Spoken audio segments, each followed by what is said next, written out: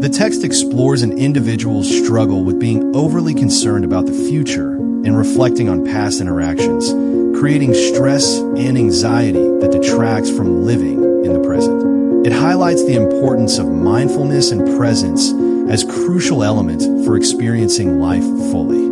The narrative questions whether true change and peace can be found in the present instead of being deferred to the future. Additionally, it discusses the common human tendency to seek happiness through external achievements, like jobs, money, and relationships, yet suggests that these pursuits often fail to deliver lasting fulfillment. Citing the wisdom of Miyamoto Musashi, the text stresses that true happiness lies in the present moment. It draws parallels between the focus required in combat and life, emphasizing that dwelling on past or future events can lead to failure, pain, and anxiety. So, the message advocates for a shift in perspective, encouraging individuals to embrace the present to reclaim their sense of peace and completeness.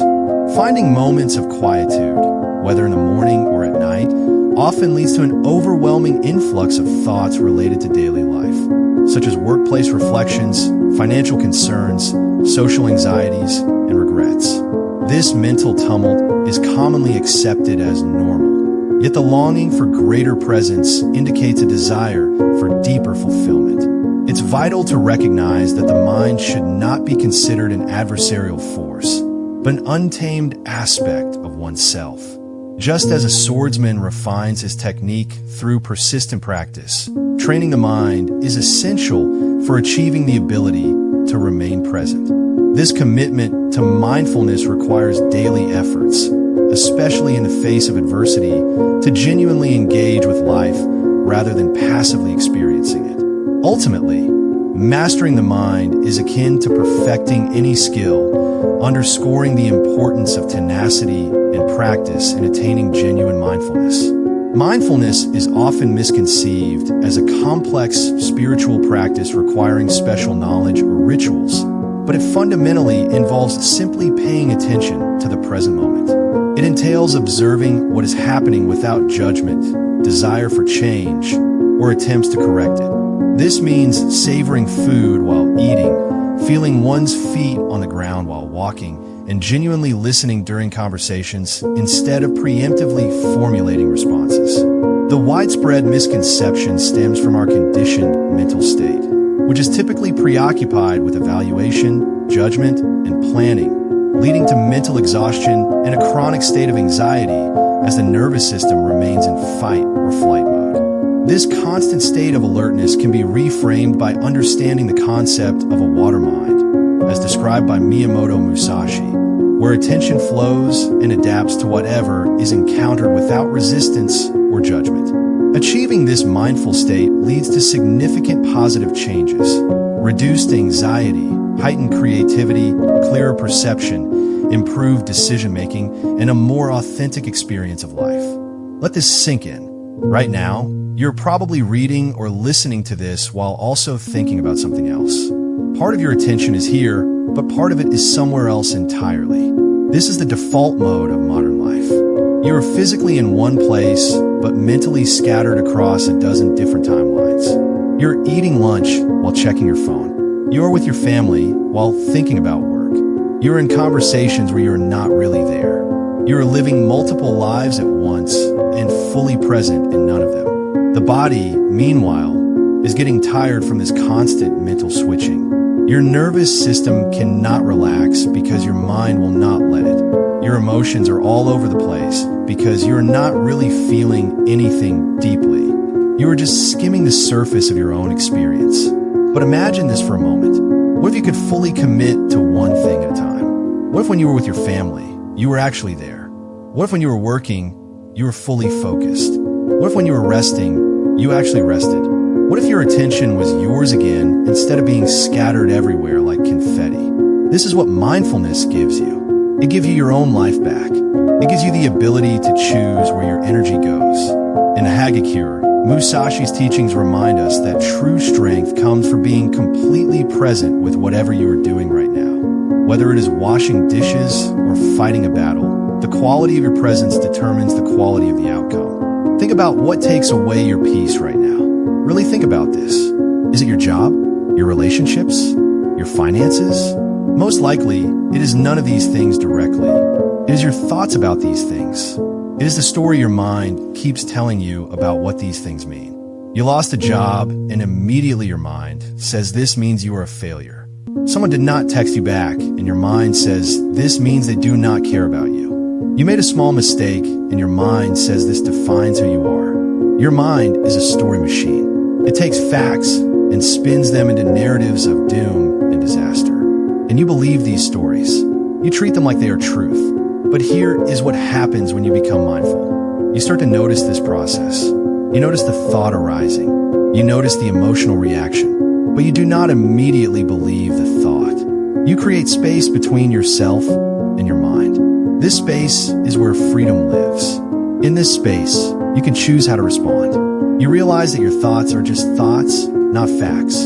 They are weather patterns passing through the sky of your mind. Some are dark and stormy. Some are light and clear, but they're all temporary. When you truly understand this at a deep level, anxiety loses its power. Fear loses its power because you are no longer identified with every random thought that pops into your head. Most people never realize this until something forces them to. Maybe they get sick and realize they wasted years being angry at people. Maybe they lose someone and realize they were never really present together. Maybe they have a panic attack and finally understand that most of their suffering was made up by their mind. These wake-up calls are painful, but they work. But you do not have to wait for a crisis to learn this lesson. You can learn it now. You can start practicing presence right now, today. And when you do, something begins to happen. You notice more. You see the way light hits the wall in the morning. You taste your coffee instead of just drinking it. You hear the actual tones in people's voices instead of just waiting for your turn to talk. You feel your body again. You notice textures and temperatures and sensations. Your whole world comes alive. It is like you're watching a black and white movie for years, and suddenly someone turns on the color. Everything is more vivid. Everything is more real. This is not meditation or spirituality. This is just what happens when you actually show up for your own life. Here is a truth that will change things for you. You cannot control what happens. You cannot control other people. You cannot control the future. You can only control your attention right now. You can only control where you place your focus. This is actually great news because it means you have much more power than you thought. You cannot make your boss treat you better, but you can control whether you let their words steal your peace. You cannot control whether someone loves you back, but you can control whether you are present and authentic. You cannot prevent bad things from happening, but you can control how you relate to them. Miyamoto Musashi lived in a violent time. Death could come at any moment, but his teachings show a man who was not trapped by fear of the future. He was focused on this movement, this action, this moment. He knew that all of his power lived right here. When you finally understand this, you stop wasting your energy on things you cannot change. You put your energy where it matters. You become more effective. You become calmer. You become more alive. Your relationships improve because people can feel when you are actually with them. Your work improves because you are fully focused. Your health improves because your nervous system is not in constant stress. Everything gets better when you get present. This text emphasizes the barriers to being present, attributing them not to complexity or intelligence, but to habitual thinking. It suggests that when individuals attempt to sit quietly and focus on their breath, they may experience resistance from their minds, which may perceive the practice as boring or pointless. Such reactions are typical of untrained minds. The author encourages persistence, drawing a parallel to Musashi's decades of training and mastery. Beginners are advised to start with just 5 minutes of quiet breath observation daily, assuring them that as they persist, benefits will manifest. After a week, individuals may notice improved calmness, better sleep, and enhanced decision-making. The text stresses that many abandon the practice prematurely, underscoring that success requires consistency, patience, and commitment, even when motivation wanes. Ultimately, the author asserts that after several weeks of dedication, significant personal transformation can occur. In contemplating moments when one felt most alive, the text emphasizes the essence of presence, characterized by a full absorption in activities or relationships that demand complete attention. These moments are devoid of anxiety, distractions, and preoccupations with the past or future. They highlight the importance of being in the current moment, contrasting sharply with the common tendency to wait for a more opportune time to engage fully in life, waiting for children to grow up, for projects to conclude, or for retirement to finally enjoy life. The author asserts that this waiting is futile, as the right moment is a myth. What truly exists is the present, this moment, today. Acknowledging this truth is crucial because individuals do not get a rehearsal or a second chance at the present day. Despite living in an era of unprecedented comfort and security, many sacrifice their present for anxieties about hypothetical situations, leading to a pervasive disconnection and a loss of the ability to simply be. The text critiques modern life, highlighting how the continuous pursuit of future moments prevents people from experiencing the richness of now, ultimately positing that fulfillment lies solely in the present, as the future remains perpetually elusive.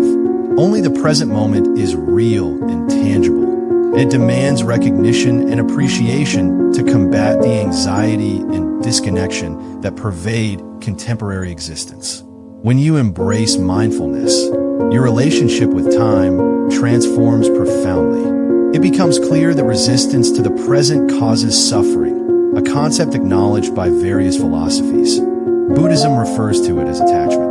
The Stoics see it as a deficiency of virtue, and Miyamoto Musashi views it as opposing the natural order. By accepting the current realities rather than fighting against them, an unexpected peace emerges, not due to changes in external circumstances, but from a shifted internal perspective. This acceptance allows for goal setting and future planning to stem from a state of presence rather than desperation, clarity instead of fear, and responding to the moment instead of escaping anxiety. Most individuals live in a continuous state of mild panic and disconnection, unaware of this transformative potential. However, the act of reading this reflects a readiness for change, suggesting an inner wisdom yearning for a different approach to life. A simple starting point is dedicating just 5 minutes per day to observe one's surroundings and experiences as life unfolds in the present rather than being a distant destination. Every moment spent in distraction detracts from the richness of actual life experiences, such as the joy of breathing, engaging with others, and appreciating the present tasks. Ultimately, as life draws to its conclusion, gratitude will not stem from time wasted in worry, but from moments of true presence, love, and fullness of life. Therefore, the time to start is now. Waiting for calm or more time is futile. Instead, begin today. Close your eyes, feel your breath, sense your body's weight, and acknowledge your aliveness. This moment and your existence are sufficient just as they are.